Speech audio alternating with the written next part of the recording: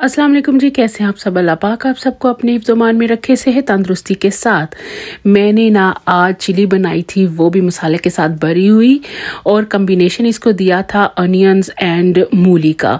तो ये देखें जनाब, ये बड़ी ही ज़बरदस्त बनी थी। मैं कहती हूँ ये बनी हो ना तो इसके साथ बस तंदूर की रोटी हो तो मैं कहती हूँ क्या ही मज़े, कोई सालन की ज़रूरत नहीं होगी फिर इसके साथ ना। तो आइए देखिए कि ये मैंने बनाई कैसे थी। बहुत ही ईजी तरीके से और बहुत ही कम इंग्रेडिएंट के साथ ये मैंने तैयार की है। इसके लिए मैंने 3 बड़े साइज की चिली ली है। आप चाहें तो कोई भी साइज चिली का ले सकते हैं, बस थोड़ी ये जो मोटे वाली चिली होती है ना ये चाहिए। आप चाहें तो लंबे वाली ले लें, थोड़ी सी छोटे वाली ले लें, जैसे भी।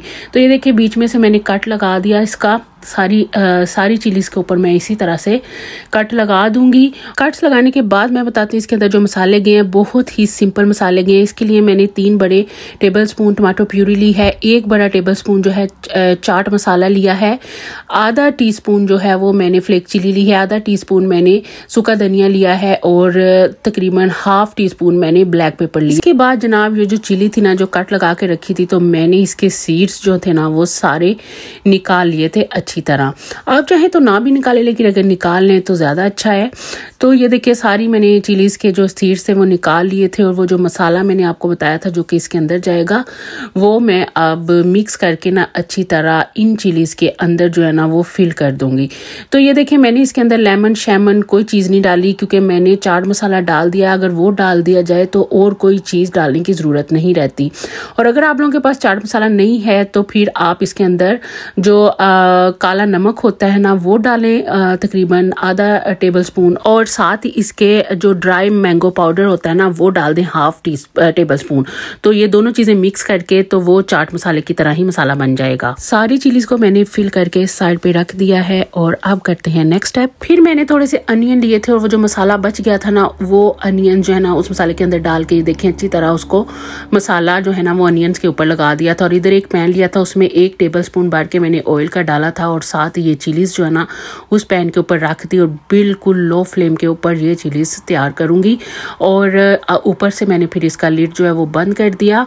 और जैसे मैं थोड़ी देर बाद ना लिड ओपन किया, तो क्योंकि मैं इस स्टेज पे आके इनकी साइड जो है वो चेंज करूंगी थोड़ी देर के लिए, तकरीबन 2 मिनट बाद आप इनकी साइड जो है वो चेंज कर लें। ये देखें अब मैं इसकी साइड जो है वो चेंज कर दी थी। आप भी ऐसे ही तकरीबन 1-1, 2-2 मिनट बाद इसकी साइड चेंज कर दें, ताकि सारी चिलीज जो है ना वो अच्छी तरह से पक जाए हर तरफ से।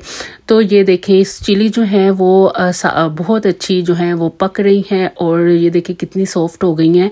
तो मैंने इसके ऊपर लिड दे दिया था, और ये देखें फाइनली ये रेडी हो चुकी थी। और देखें इनकी कंडीशन, ओए होए, आपने देखा कि ये सारी मुरझा गई हैं। ये देखें फ्लैट फ्लैट सी हो गई हैं, लेकिन ये ना अंदर से उतनी ही ज़बरदस्त और मज़े की बनी। और इसके अंदर वो जो जायका आएगा ना टमाटो प्यूरी वगैरह का, मैं कहती हूँ बड़ा ही कमाल और ज़बरदस्त कॉम्बिनेशन बना था ये।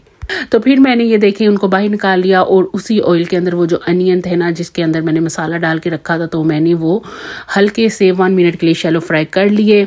और फिर एक सर्विंग प्लेट ली है, और उसके अंदर मैंने सबसे नीचे पहले अनियन की लेयर लगाई है। मैं कहती हूँ अनियन जब आप ऐसे बनाएंगे ना बहुत ही मज़ेदार ज़बरदस्त ये अनियन बनेंगे।